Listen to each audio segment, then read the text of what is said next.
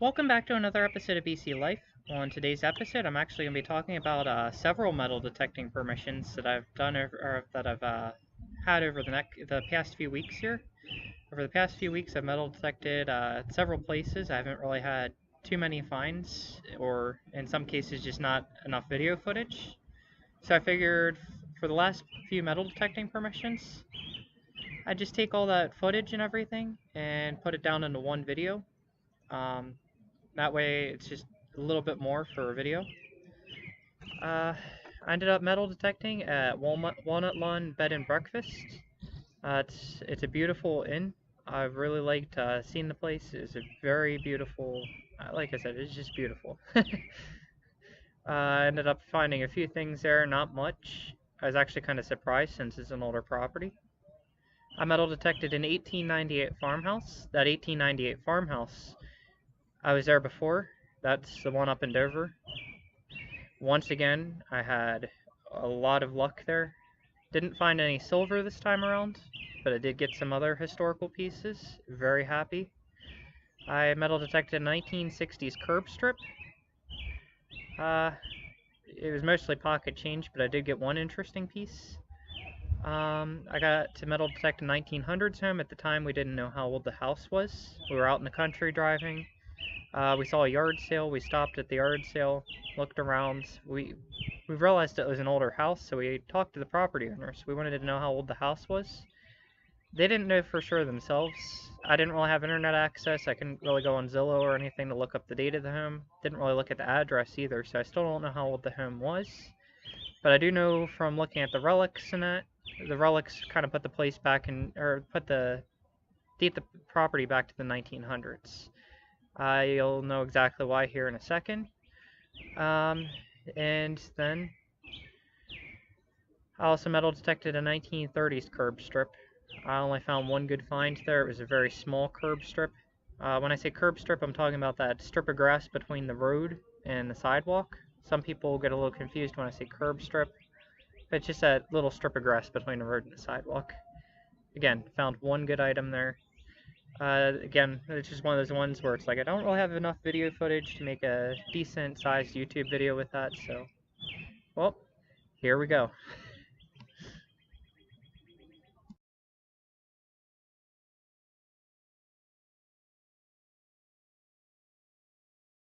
Welcome to another episode of BC Life. On today's episode, I'm going to be metal detecting here at Walnut Lawn Bed and Breakfast. I got permission from the property owner. It looks like a pretty old building, so I'm really hoping to find some good relics. I'll see you soon. This is my first good find. I got this old buckle, so that's really cool right there.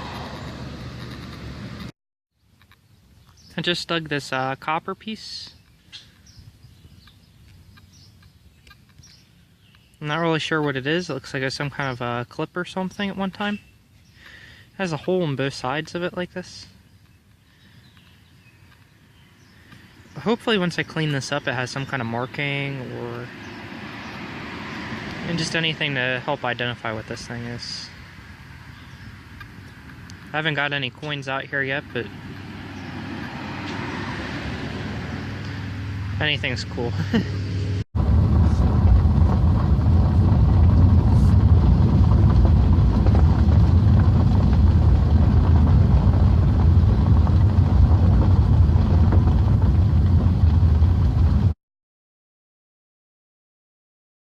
This is Colbert from BC Life. I have never dug one of these before. I'm back out on that old property. The 1898 farmhouse. First time I ever dug one of these old cufflinks. Let's see if I can zoom in here. It's right down there in the hole. Never dug one of these before. This is just so cool right here. It's got a gold gilt to it. It looks like it's copper. But that is sweet. So this is my second day out here. We got permission to come back, so there's still good stuff out here to find.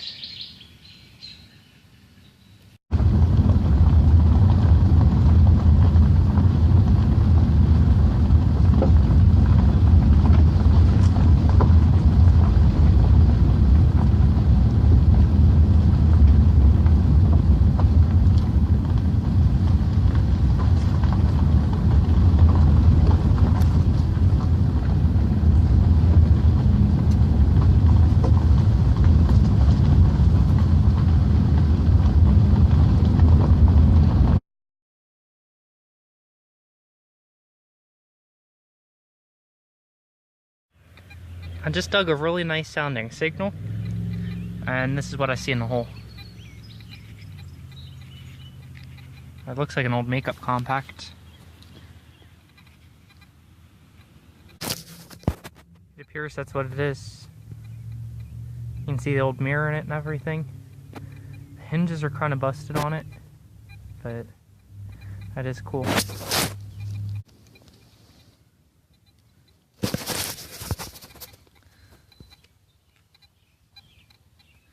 That's what it says on the front, GOTY, whatever that is. But that's it, closed again. Well, this is my second good dig. I got this medallion. I'm not really sure what it says on it yet or anything. I haven't wiped it.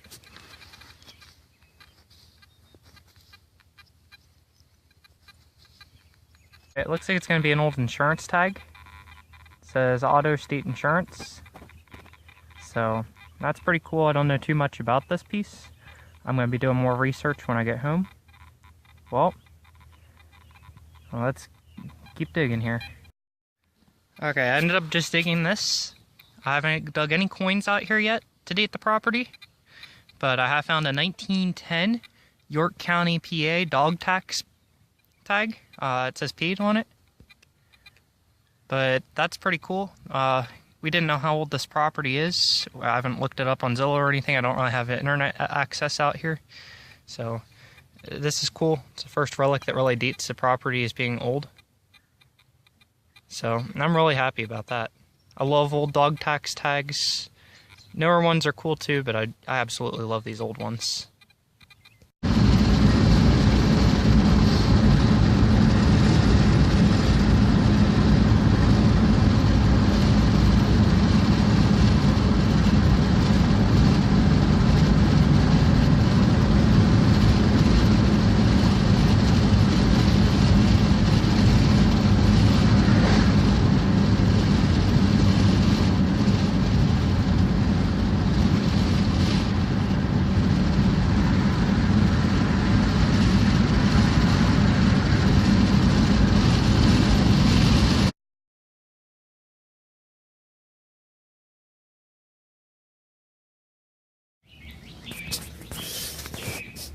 Well, this is my wrap-up video for the past week or so for some of the different smaller metal detecting permissions I got.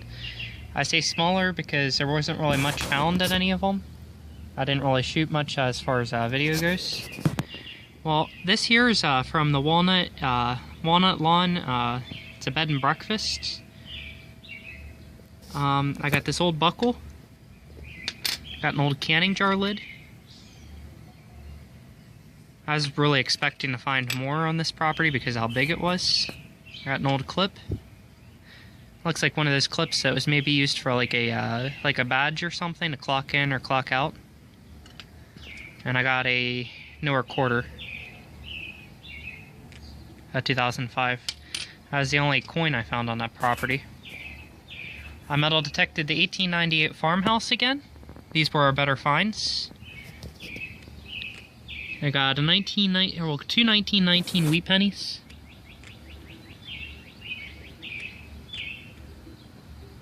Can't really get a good focus on it.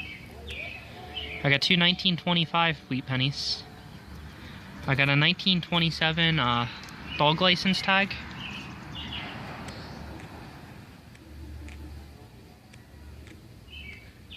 I'm just gonna go ahead and include pictures in the video. Because I'm not really getting the best footage on this. Got an old button, a buffalo nickel. That doesn't have a date on it. It's from these were minted from 1913 to 1938. I got an old. My dad dug this up. It's an old pin. The backing's still on it and everything, which is pretty cool. Normally that piece there is broken or missing. It's completely intact on that. I dug my first gold-plated cufflink, and my dad ended up getting a Pennsylvania militia button. And this would have been from the 1800s online. I was looking it up and everything. Online it's posted as an Indian Wars button. So then I ended up metal detecting a 1930s curb strip. The only thing I found in that whole curb strip was this button here. It's another military button. This anchor has like a crown on the top of it. I was trying to look at different military buttons, seeing if I could maybe identify it. It looks like it might have had a steel backing on it at one time, or iron. It's all rotted away. I couldn't get that cleaned up any further or any better. There it is it's a crown with on top of an anchor. I metal detected at a 1960s home. I didn't realize how new it was till I looked it up on the internet. I got a bicentennial quarter. I don't dig too many of those, but I haven't really cleaned these coins up or anything yet. But there's really nothing too special about these. Now I did find this here. I thought it was maybe a piece of aluminum or something, but on the inside it says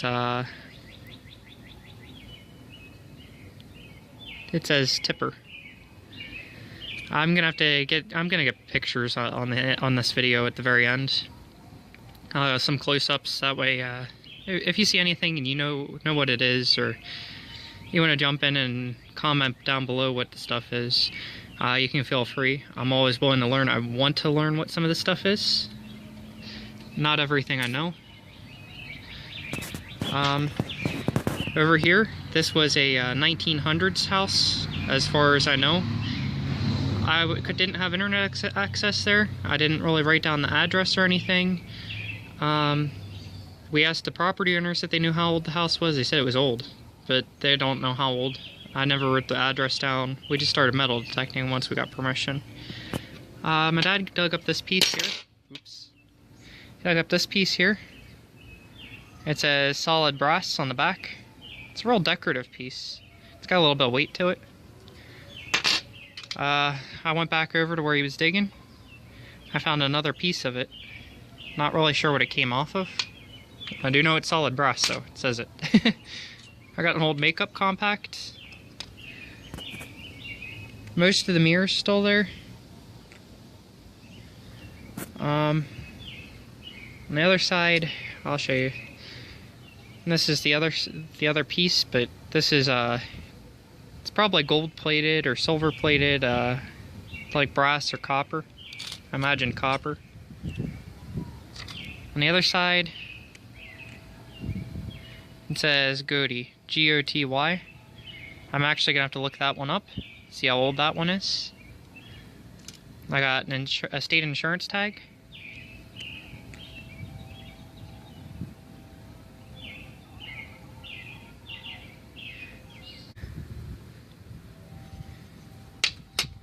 My dad ended up beeping this on his metal detector. I dug it up for him. It did sound pretty nice. I believe it's copper or something. Once again, it's plated. You can see where the plating's somewhat coming up on the back. I don't know if it would be gold or silver plating on this. It looks more silvery. It might be a type of gold though. I'm not really sure on that one.